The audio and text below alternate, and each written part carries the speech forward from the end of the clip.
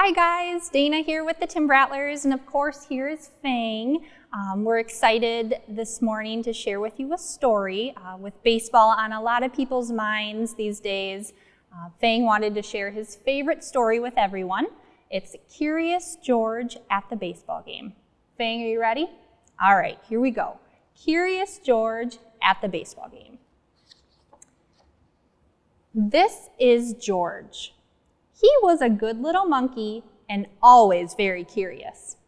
Today, George and the man with the yellow hat were going to the ballpark to watch a baseball game. George couldn't wait to see what it would be like. At the baseball stadium, the man with the yellow hat introduced George to his friend, the head coach of the Wisconsin Timber Rattlers. He had arranged for George to watch the game from the dugout. What a treat! George got a Rattler's cap to wear.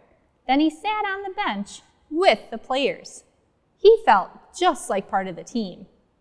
The players cheered a Rattler's home run. George cheered too.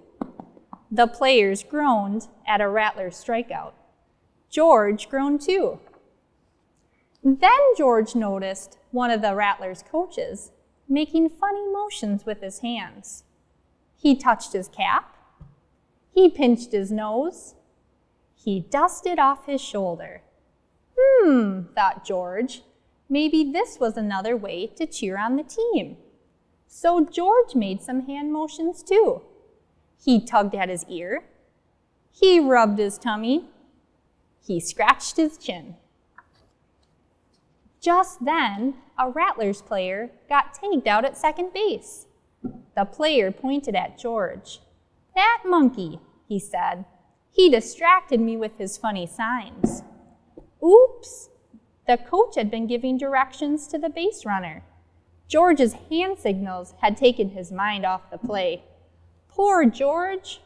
He had only been trying to be a part of the team, but instead, the Rattlers had lost a chance to score. So George watched the rest of the game from a stadium seat, or at least he tried to watch the game. There was so much going on around him. There was food for sale, there were shouting fans, and there was a woman holding a big camera. The woman pointed her camera at some fans, and look, those fans waved out from the huge screen on the ballpark scoreboard. George had never been on TV before. He was very curious. What would it be like to see himself on the big screen? He soon learned the answer. It was exciting. George liked seeing himself on the screen. "Hey you," shouted the camera woman, "cut that out."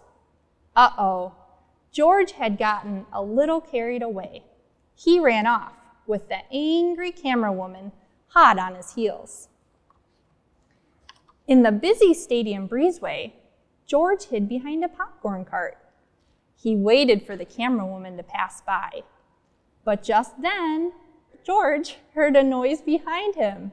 It was a quiet little noise, like a sigh or a sniff. What could have made that noise? George wondered. George turned. There, behind the cart, was a little boy crying. George wanted to help. He crept out of his hiding place and over to the boy. "Aha! There you are!" shouted the camera woman, spotting George. Then the camera woman noticed the teary-eyed boy. She seemed to forget that she was mad at George. "I'm lost," the boy said. "I can't find my dad." If only there were a way to let the boy's dad know where he was. But there was a way.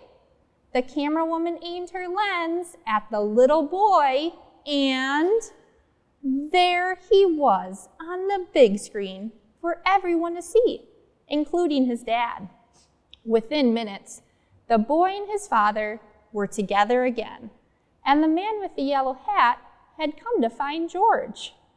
"I can't thank you enough," the boy's father said to the camera woman. The camera woman shrugged. "Don't thank me," she said. She patted George on the back. It was this little fellow who found your son. George was the star of the day. What do you think, Fang? Pretty good? I hope you guys enjoyed the story as much as Fang does, and we're looking forward to seeing you out at the ballpark soon. So stay safe and healthy, and we will see you soon. Bye, everybody.